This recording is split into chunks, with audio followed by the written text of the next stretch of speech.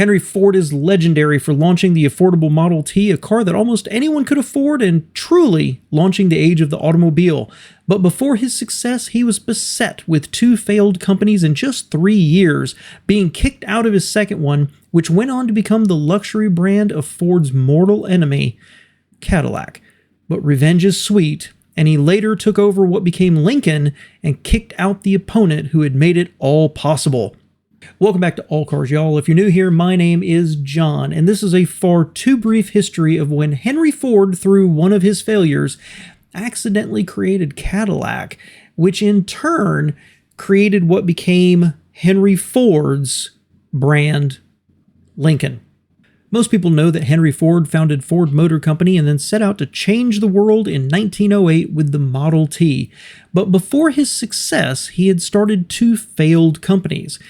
The first company, Detroit Automobile Company, was founded in 1899 and backed by lumberman William Murphy and others, first producing a delivery truck in 1900 until the company was ultimately dissolved in 1901. Ford believed racing would get him the attention he needed, so in October of 1901, he raced a new 2-cylinder 26-horsepower car against Alexander Winton, ultimately winning the prize. This success convinced the investors of Detroit Automobile to try again, forming the Henry Ford Company in November of 1901. The goal was a $1,000 runabout, but Ford spent his time on a new and larger race car. The investors understandably wanted a path to get a product and profitability, and Ford was forced out of his own company, but with the rights to his name. Murphy and the others decided to throw in the towel and brought in Henry Leland to appraise the company to get it ready for liquidation. Henry Leland was born in 1843, and during the Civil War he was an apprentice helping manufacture Springfield rifles, later moving to Colt, experiences which led him to understand the value of exacting machine tolerances and interchangeable parts. He later founded his own company, Leland and Faulkner, specializing in machine tools and later bicycle gears. It was this experience that in 1899 led Ransom Olds to contract with Leland to produce transmissions and later single-cylinder engines for the curved-dash Oldsmobile. Using his skills, Leland tinkered with the engine, improving the machining of the parts, and achieved a 25% increase in power. Olds turned the engine down for his buggy. It was at this moment in 1902 when Leland was brought into the Henry Ford Company. He convinced the investors to continue production, but using his new, better engine. They agreed, refounding the company as the Cadillac Automobile Company in August of 1902 and named after the 1701 founder of Detroit.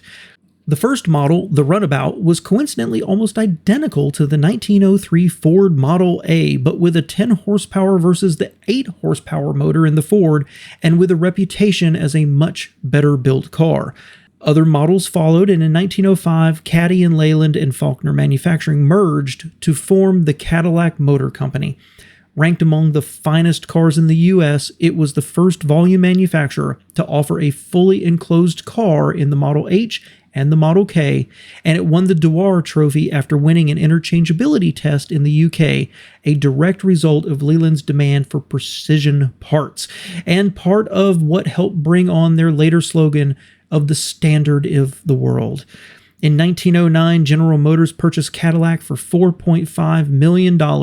Leland stayed on to run the company, and it became the prestige division of luxury automobiles, as well as for commercial chassis for vehicles like limousines, hearses, and others. Famously, in 1912, they incorporated an electrical system allowing lighting and a self-starter, and a V8 making 70 horsepower in 1915. In 1917, during World War I, the Liberty aircraft engine was designed and manufacturing split among multiple firms, such as Marmon and Packard. Cadillac was asked to build them, but GM founder William Durant was against using company facilities to produce war materials. Leland chose this moment to leave the company, quickly getting a $10 million government contract to produce the engines, and formed Lincoln Motor Company, named after the president. The Lincoln plant was built on Warren Avenue in Detroit, and through the end of the war, Lincoln produced 6,500 engines. After the war, they retooled to manufacture cars, and their first V8 engine was inspired by the Liberty design. They introduced the Model L series in 1920, a conservative design even for the time, but product delays continued and they built only 3,407 before the company went into bankruptcy. In 1922, Henry Ford placed the only bid on the insolvent company. While the company was valued at $16 million, Ford was still stewing over Leland's involvement in what became Cadillac, so he offered $5 million. The court rejected it, and ultimately a price of $8 million was agreed, with Leland and his son staying on at the company. Edsel Ford was put in charge of Lincoln, and within months the Lelands were forced to resign from their own company. Edsel expanded the factory, instituted Ford's assembly line expertise, and for 1923 the Model L got new bodywork in line with the Duesenberg and Rolls-Royce. That year they made over 7,800 cars, and in 1924 a Model L became the first presidential car for Calvin Coolidge. Ironically, Durant changed his mind, and eventually Cadillac and Buick ended up producing war materials and specifically Liberty engines. This is a fascinating little story about the nearly incestuous relationships among the early automobile companies, manufacturers, and the personalities involved with them. There's many, many more stories like this, specifically the Dodge brothers, who went on, of course, to found their own automobile company as well. Thank you so much for being here, and a special thanks to my patrons for their support. I can't do it without you, and you help make these silly little videos possible.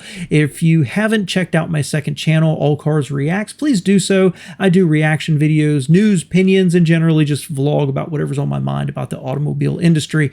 But once again, I appreciate you spending just a few minutes with me here today. Thanks, y'all.